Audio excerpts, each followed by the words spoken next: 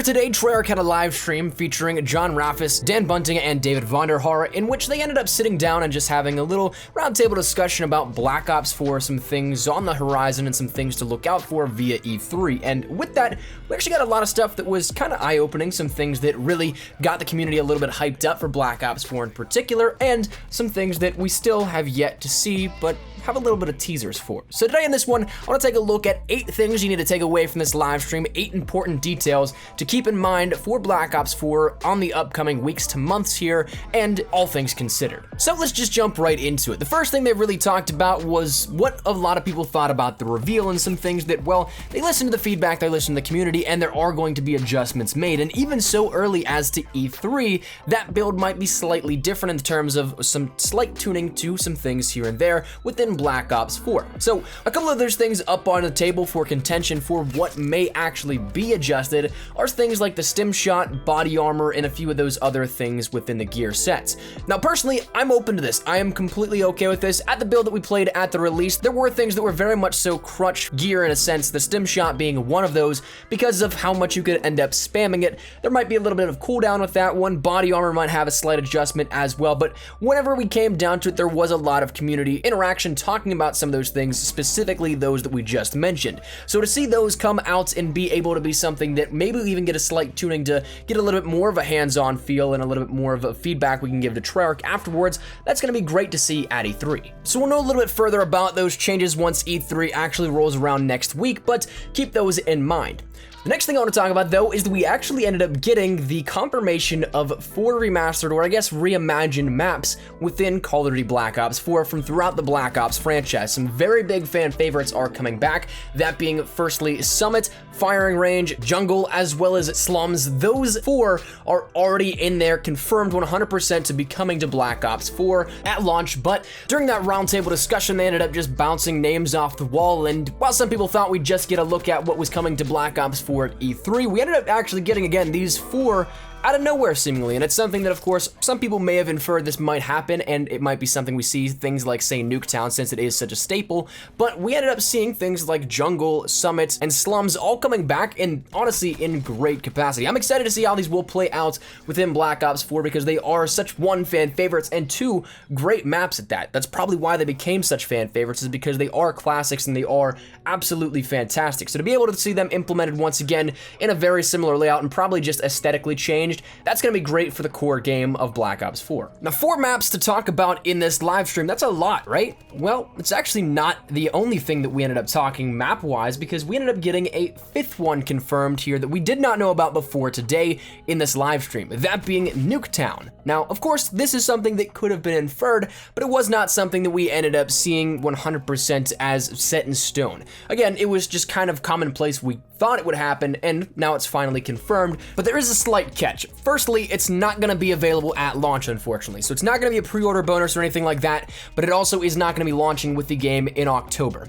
That is something that we did not have any clarity during the stream, but a follow-up email from Activision did give a little bit more insight into this, in which it is going to be available for all players in November. So it's going to be a free download, and it's not going to be something in which you have to buy the season pass, you have to pre-order anything for it, but it is going to be something that is going to be released post-launch, but it is going to be there for free. So shortly thereafter, we don't know exactly what time frame in November. My guess is maybe mid-November, maybe early. At least I'm hoping so, because I'd love to get my hands on Nuketown, but it's not going to be there with the launch on October 12th, like all the other maps we've talked about and seen thus far will be. It's kind of a bummer, but it is what it is, but we still end up getting that map for free. Kind of intrigued to see how this one will play out, as very much so looking like it's going to be similar to that of the original Nuketown, because it is a Cold War era Nuketown. Not like we saw the progression within Black Ops 3 and Black Ops 2 going more futuristic as we saw progressively, but this one more so takes it back to its roots.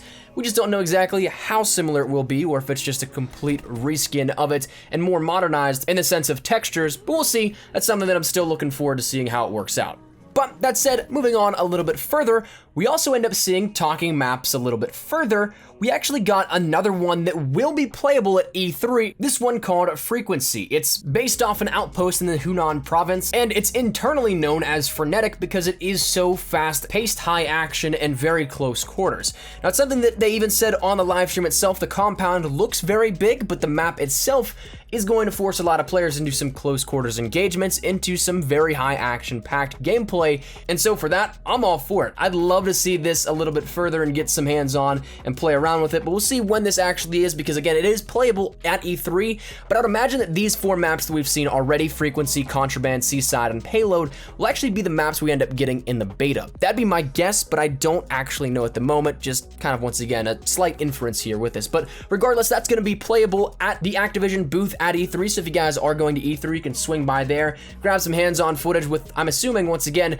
a few of the other maps we've already seen, Contraband, Seaside, Payload, and then the new one as well, confirmed, Frequency. The next thing I want to bring to your attention is that of what we already know of for maps within Black Ops 4 thus far. It's only June and we already probably have about half of the maps given to us, or maybe half the maps. Maybe this is something in which we get a ton of maps moving forward, and so this is still only striking the top of the iceberg, but we end up seeing that we have 9 maps confirmed as of June 7th, something that we have never really seen before at any point in the Call of Duty franchise history. So right now as it stands, we have Contraband, Seaside, Payload, Frequency, Jungle, Slums, Summit, Firing Range, and Nuketown coming a slight bit after the launch of Black Ops 4. So that's something that we have 9 maps. Half of those are fan favorites and ones that honestly are returning maps that personally I think will please a lot of people. So what we have right now is really looking good for what Black Ops 4 may offer us at launch. So it very well may be a great year for multiplayer within this upcoming game. So bear that in mind, we have 9 maps already. That's, to me, crazy. After that, though, we ended up getting a little bit of a confirmation in terms of something with zombies coming up, because this live stream featured, once again, John Raffis, Dan Bunting, and David Vonderhaar, but it did not include the other bigwigs from Treyarch, that being Jason Blundell and Craig Houston. As with this live stream, there was an accompanying blog post over on Treyarch's blog in which Jason Blundell actually gave a little bit of a video message to any zombies fans out, to which he said, well, check it out. Hey guys, Jason Blundell here. Sorry I can't be at the live stream today. Craig and I are off collecting assets for Black Ops 4, but we'll be back in time for E3 on Wednesday at 1:30. But if you need more zombies in the meantime, tune into Treyarch.com with a blog post up talking about the reveal event and how that all went. We'll see you very soon. Goodbye. So it turns out Jason Blundell and Craig Houston are actually out scouting different areas, whether that be for maps coming in the future or whatever it may be. They only discussed further in the blog saying that it's a very special project that will be revealed a little further down the line.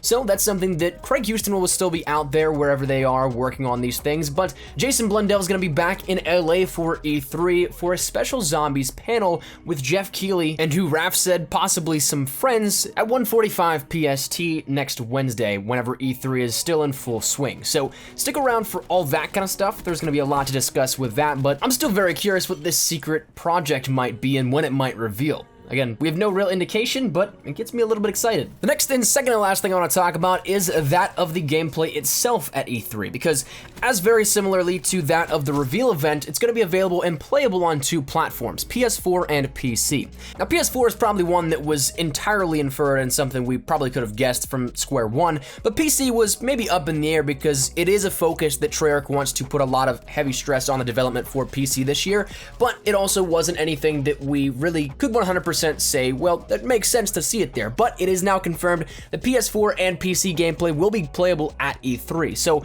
you might be able to see some cool stuff coming out of this, some more information regarding the PC port if you're a PC player. I'm excited to see what all this might entail, especially because I do love that PC is finally now getting a lot more attention in terms of that development and how many people are actually working on the PC team. So it's going to be great to see that kind of stuff, but that's going to lead us into the final thing I want to talk about, and this one really just is a little bit of a clarity, because during the live stream, a lot of people thought that there was a sign in the background behind Dan Bunting and David Vonderhaar that we end up seeing Black Ops Remastered. Now, this is something that, again, in sort of a little bit of an environment that it just looks perfectly right, it can look like Black Ops Remastered. However, Treyarch actually dispelled this rumor by posting over on their Instagram even, saying that it was a sign from back in the day in which it says Black Ops Briefing Area. Not Black Ops Remastered like many people thought, but an interesting little Easter egg nonetheless that caused a little bit of an uproar, but I wouldn't get too excited on that just yet because, well, nothing really points to that. But all in all, that is what we have here for this one. The stream today gave us a lot of information we may have already known about, but a lot that also we did not. So it's kind of cool to see that little just conversation extend out to us as a community officially from Treyarch. So it was nice to get that little dialogue going between community and developer. But